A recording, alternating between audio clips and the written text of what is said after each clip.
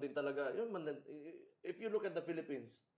Isinisisi ni Davao City Mayor Baste Duterte sa pagiging lenient o maluwag umano ng Marcos administration sa mga kriminal ang pagdami ng mga gumagawa ng krimen sa ngayon.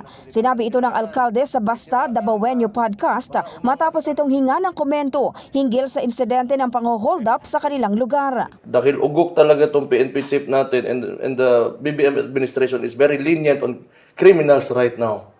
Kaya it encourages criminals to do these kinds of activities. So expect talaga tayo, a lot of people are very displeased with the current peace and order situation in the entire country. So kahit naman we're doing everything that we can to secure Davao City, pero if yung PNP chief magsasalita na ang droga pampagising, what can you expect? Tama. No? On kung paano mag-behave yung mga criminals right now.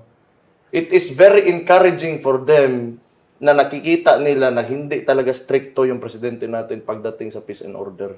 Inalmahan naman ng Palasyo ng Malacanang ang pahayag na ito ni Baste. Sa Binanggit press po briefing si, sa Malacanang, Mayor Baste Duterte kinwestiyon ni Palace na Press Officer parang Claire lenient Castro daw po. kung saan kinuha ni Baste ang datos na basehan ng kanyang pahayag. Tanong natin, saan niya ba nakuha ang mga data, yung mga facts na binabanggit niya, na lenient ang bagong pamahalaan o ang kasalukuyang administrasyon patungkol sa paggawa ng krimen. Sinabi na po natin ito. Panahon po ni dating Pangulong Duterte, mas mataas po ang crime rate kung ikukumpara po sa panahon ng kasalukuyang administrasyon.